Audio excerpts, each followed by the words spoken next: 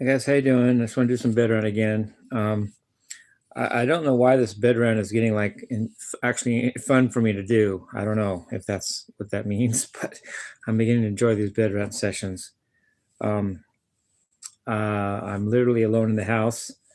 Um, I decided a few things about the house and everything. Um, I'm going to go ahead and divorce. I'm not going to fight my wife with about divorce. I'm just going to sign the papers. But I want to keep the house, so that I will fight for. Um, we both own it, and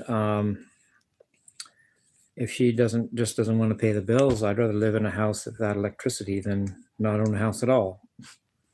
And it'll just be up to me to try to keep the house together as much as I can. Try to keep lights on, and if not lights, I have flashlights. I can get flashlights. And I already do. I already pay for the internet, the cable myself. So I'll be as cable ready as I am now.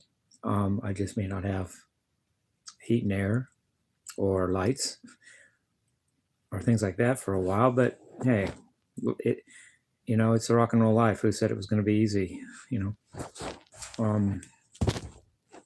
I want to say goodbye to this cord.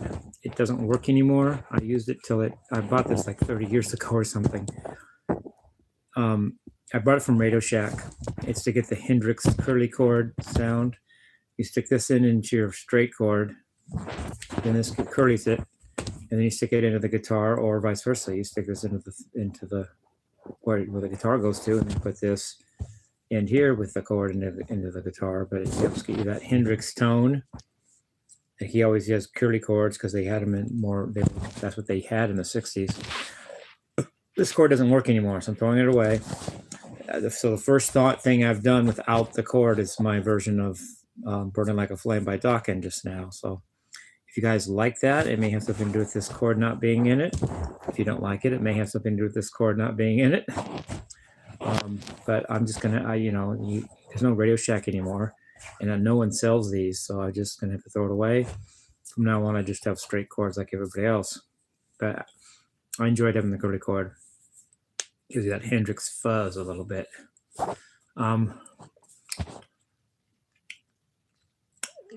So that's my plan as far as the house and everything. I'll just sign the divorce. I won't ever give any problems about that. But I already know. I already have slightly gone hungry because of lack of paying the bills and her not being here to help with that. Well, she pays some of them, but she's, I'm on my own as far as food goes. But I go to a church, not to attend the church, but I go 3 times a week just to get food. They hand out food. So that helps. And I have some neighbors help.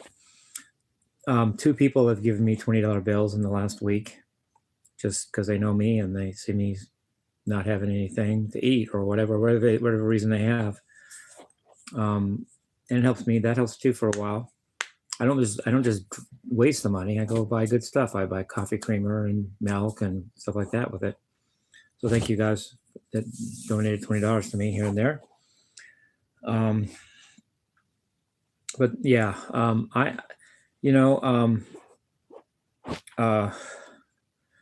actually getting happier all the time, and I'm getting a kick out of learning to be a song artist, not just a lead guitar artist. I mean, I love lead guitar. If I honestly, like I've said over and over again, if I didn't play lead guitar, I'd hang the whole thing up. But now that I do play lead guitar, it's fun to add the song art. I'm not saying I'm good at it or whatever. I'm not going to do that. I'm going to tap my horn right now. But I'm just saying I enjoy it. I enjoyed working on Burning Like a Flame. I mean, I had to get it right. I did a couple of mistakes, and until I had that chord right or that progression right, I just started over till I got it right. Well, it's much like a person learning how to play lead for the first time. He plays a little bit, and I didn't get that right. Well, I'm learning to do the song art where you play the rhythm part, sing, and the lead part. I'm just learning that art, and of course I make little blunders here and there, have to start over.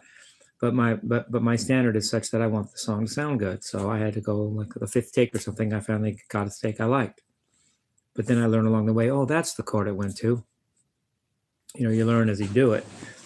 And I owe the moderator a lot of that for that. Thanks for moderator for encouraging me in that direction.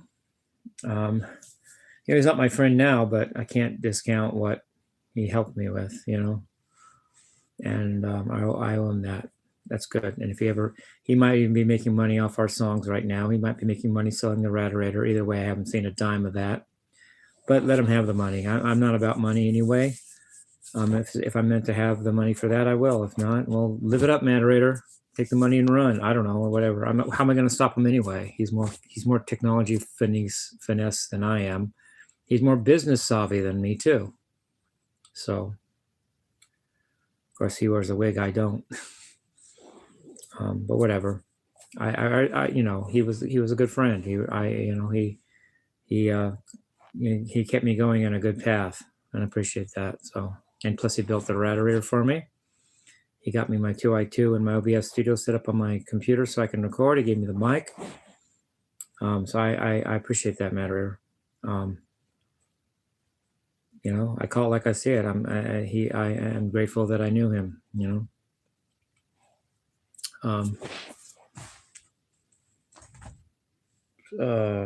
Anything else? I'm enjoying my little eruption takes I do. I really enjoy that. It's harder than it sounds or harder than it looks or both. You have to be on your toes when you do an eruption. You have to know like what lick you're going to try and what sound you want. And it's actually fun, but it's hard work. It's as hard to do an eruption it's as hard to do a Jimmie's extended eruption as it is to do a song. Because I have to be right on my game. I have to know what lick I'm playing. I can't meander. But it's challenging and it's fun. I like it.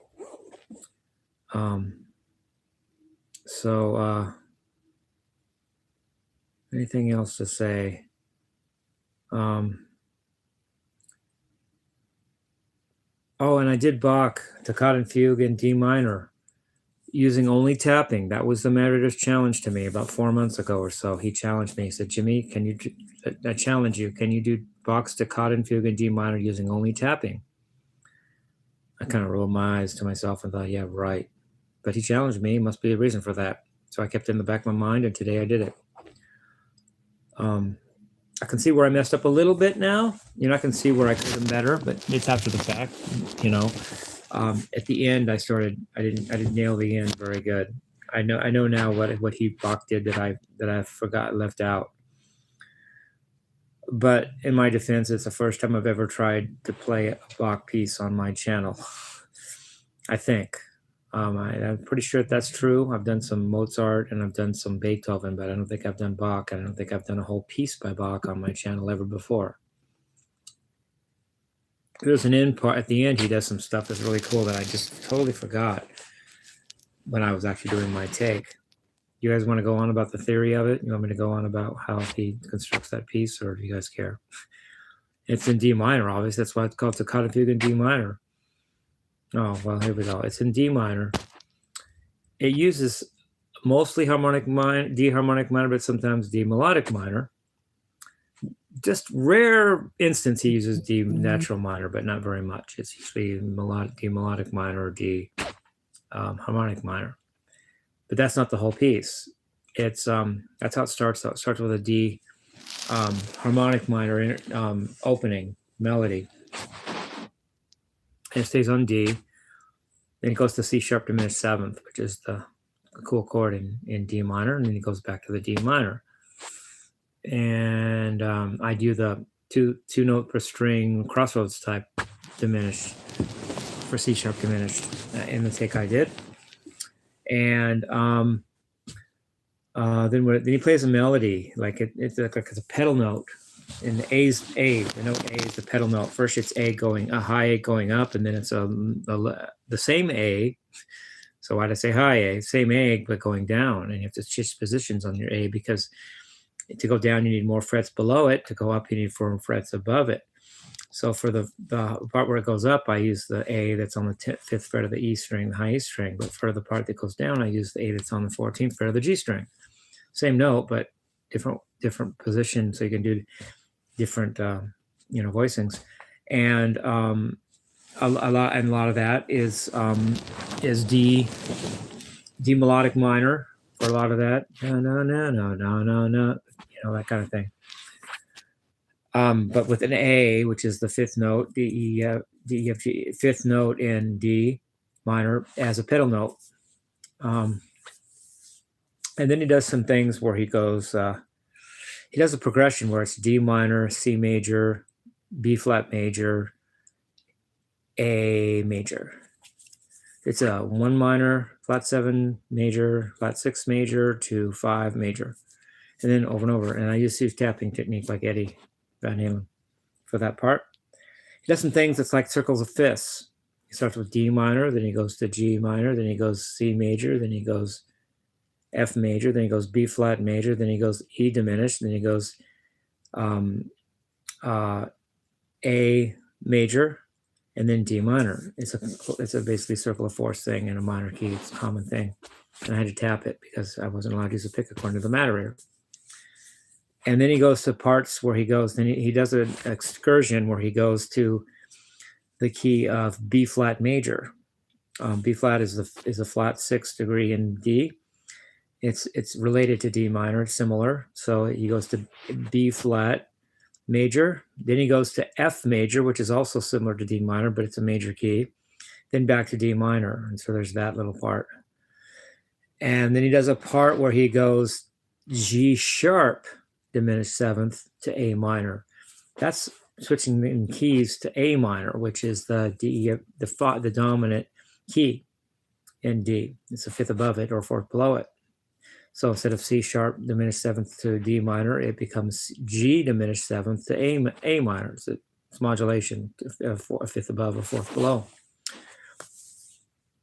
And that's cool, but then the part I didn't do right, is at the end, he goes from that A minor, which is played by G sharp diminished 7th to A minor. Then he goes to the key of C major, which I didn't do in my take, but he does that. He goes to C major. It's a relative major key to A minor. And then he does a cool thing. He plays like he plays a C major triad, then changes the C to C sharp to make a C sharp diminished 7th, and then that goes to the D minor, which then it goes back to the home key of D minor. Very clever. Use the G sharp diminished 7th to A minor, which is a modulation of 4th down, and then go a major third above that to the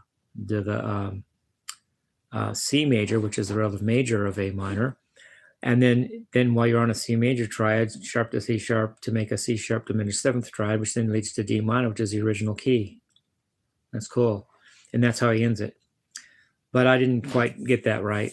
I did eruption though, tapping part of mine, and I did a cool ending. I think I made up a pretty cool ending. I couldn't get it. I couldn't remember all that I just told you to end like that. I couldn't remember all that when I had only never played it before and just learned it that day, and it was my first take, and I just couldn't remember that at the time. But afterward, I go, oh, that's what balked it. Anyway, let's piece of rock and roll.